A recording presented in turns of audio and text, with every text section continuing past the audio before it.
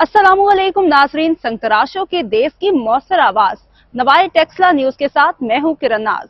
चलते हैं आज की अहम खबरों की तरफ। खबर शामिल करते हैं वाह कैंट से। कैसर अवान की रिपोर्ट के मुताबिक थाना वाह कैंट में कमसिन बच्चे के साथ बदफेली की वारदात।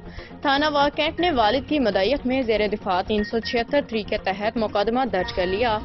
मुलजिम को पुलिस ने मजिस्ट्रेट वाह कैंट की अदालत में पेश किया, जबकि बच्चे का 164 का बयान कलमबंद किया। मजिस्ट्रेट थाना वाह कैंट मैडम मरीना जावेद ने मुलजिम को 3 रोजा जिस्मानी रिमांड पर पुलिस के हवाले कर दिया। थाना वाह कैंट में बच्चे के सौतेले बाप खालिद खान ने दी गई दरख्वास्त में मौक़िफ़ इख्तियार किया कि वो एक ड्राइवर है। मेरा 12 साल का सौतेला बेटा लाला रुख वाह कैंट सवाती नान शॉप पे 2 माह काम करता रहा, बादिजा काम छोड़ दिया। सवाती नान शॉप पे ही मुलाजिम मुजम्मल, जो कि एबटाबाद का रिहायशी है, मेरे बेटे को दुकान पे बुलाता और इसके साथ मुसलसल बदफेली करता रहा। मेरी बहन ने मुझे बताया कि मोहम्मद इमरान की तबीयत ठीक नहीं है।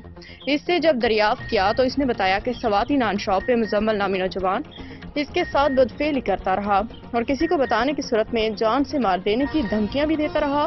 पुलिस ने कानूनी तकाज़े पूरे करते हुए मुलजिम मुजम्मल के खिलाफ जेर दिफा 376(3) के तहत मुकदमा दर्ज कर लिया। यहाँ ये बात काबिल जिक्र है कि थाना वाह कैंट के इलाका शादमान टाउन में 2.5 साल कबल 9 साला कमसिन अब्दुल मईज वल फरहत मुमताज को अगवा करने के बाद इसके साथ बदफेली का इर्तिकाब किया गया। बादिजा इसे बेदर्दी से कत्ल कर दिया गया। 2.5 साल गुजरने के बाद भी मुलजिम गिरफ्तार ना हो सके। वालिद फरहत मुमताज का कहना था कि मैंने इंसाफ वसूल के लिए हर दरवाजा खटखटाया, मगर मेरे बच्चे के कातिल ताहाल कानून की गिरफ्त में न आ सके।